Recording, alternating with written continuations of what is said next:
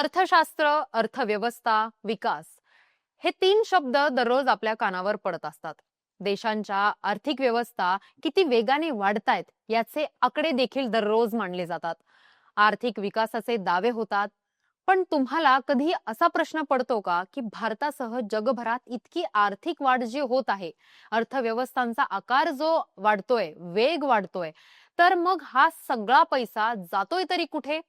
का अजून आपल्या आजूबाजूला लोक बिकट परिस्थितीत जगतायत?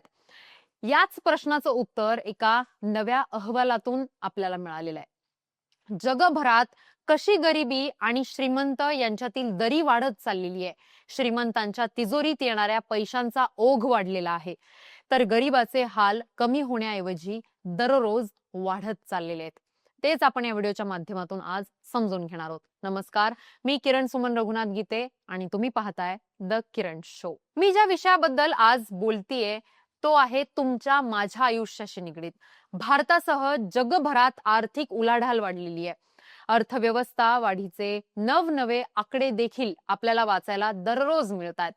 पुढच्या 5 ते 10 वर्षात जगभरातील देशांच्या अर्थव्यवस्थांचा आकार किती वाढलेला असेल याबद्दलही दररोज सांगितलं जातं. पण ज्याची फार चर्चा होत नाहीये ती म्हणजे आर्थिक वाढ इतकी होत असेल तर लोकांची परिस्थिती सुधारत का नाहीये, हा सगळ्यात गंभीर आणि महत्वाचा प्रश्न आहे. याचं उत्तर दिलंय जागतिक असमानता अहवालाने. हो, जागतिक असमानता अहवाल 2026 चिंतेत भर टाकणारा आहे. कारण हाच अहवाल स्पष्टपणे सांगतो की पृथ्वीवरील, लक्षात घ्या, भारतातील नाही तर संपूर्ण पृथ्वीवरील जी लोकसंख्या आहे त्यापैकी फक्त 0.001% अतिश्रीमंतांकडे जगातील संपत्तीचा कंट्रोल आहे. सोप्या शब्दात सांगायचं झालं तर 0.001% लोकसंख्येच्या म्हणजेच किती, तर 56,000. विचार करा, पृथ्वीवर एकूण लोकसंख्येपैकी फक्त 56,000 लोकांकडे संपत्ती केंद्रित झालेली आहे. उदाहरणार्थ, जगातील एकूण लोकसंख्या सद्यस्थितीला 8 बिलियन एवढी आहे असं समजलं तर खालच्या स्तरातील जे 4 बिलियन लोक आहेत, बिलियन म्हणते मी, मिलियन नाही, 4 बिलियन लोक आहेत, त्यांच्या सगळ्यांची मिळून जितकी सगळी संपत्ती आहे त्याच्या 3 पट जास्त संपत्ती ही 56,000 लोकांकडे आहे.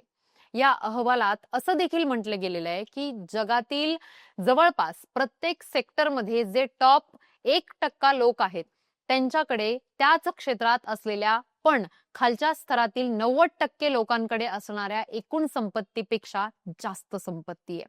म्हणजे आयटी सेक्टरमध्ये टॉप 1% असणाऱ्या श्रीमंतांकडे आयटी सेक्टरमध्ये काम करणाऱ्या खालच्या सर्व लोकांची मिळून जेवढी संपत्ती होईल त्यापेक्षा देखील जास्त संपत्ती आहे. हे खूप आश्चर्यचकित करणारी गोष्ट आहे. हा अहवाल आणखी कोणती गंभीर बाब आपल्या समोर आणून देतो तर गरीब आणि श्रीमंत यांच्यात जी दरी आहे ती प्रचंड वाढलेली आहे. आज जगातील टॉप 10% लोक उर्वरित 90% कमावत आहेत. त्यांच्यापेक्षा जास्त पैसे कमावत आहेत. जगातील सर्वात गरीब लोकसंख्येच्या खिशात जगातील एकूण कमाईच्या 10%च पैसे जात आहेत. जगातील वरच्या 10% लोकांकडे जगात जितकी संपत्ती आहे त्यापैकी 3/4 म्हणजेच तब्बल 75% संपत्ती श्रीमंतांच्या ताब्यात आहे.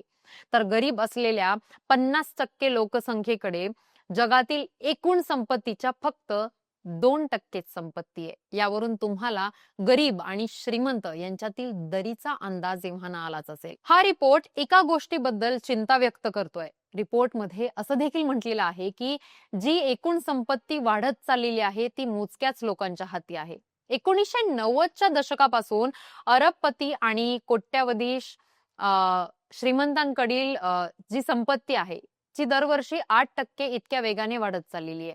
ही वाढ किती जास्त आहे तर जी गरीब लोकसंख्या आहे तिच्या विकास वाढीचा जो वेग आहे त्यांच्या दुपटीने श्रीमंतांकडील संपत्ती वाढत चाललेली आहे. गरीब श्रीमंत यांच्यातील वाढत्या दरीवर या अहवालातून काही सूचना देखील केल्या गेलेल्या आहेत.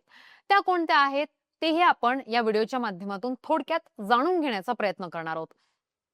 तर त्या सूचना अशा आहेत की रिपोर्टमध्ये म्हटल्यानुसार कर व्यवस्था आणि कर न्याय लागू करण्याची सूचना केली गेलेली आहे. श्रीमंतांवर जागतिक कर आकारला जावा, तसेच यासोबतच कर चोरी रोखण्यासाठी आंतरराष्ट्रीय स्तरावर देशांमधील सहकार्य देखील वाढलेलं पाहिजे.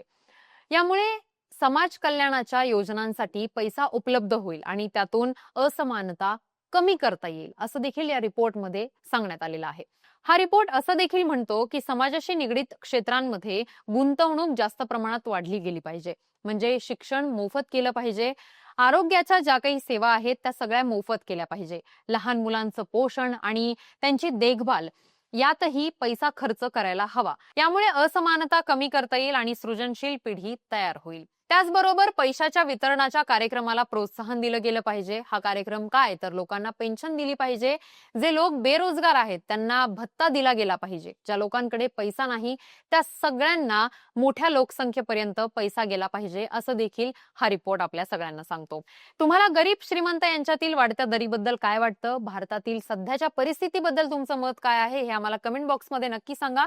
हा व्हिडिओ आवडला असेल तर लाईक करा, शेअर करा आणि हो, अशाच माहितीपूर्ण व्हिडिओसाठी द किरण शोला नक्की सबस्क्राईब करा. धन्यवाद.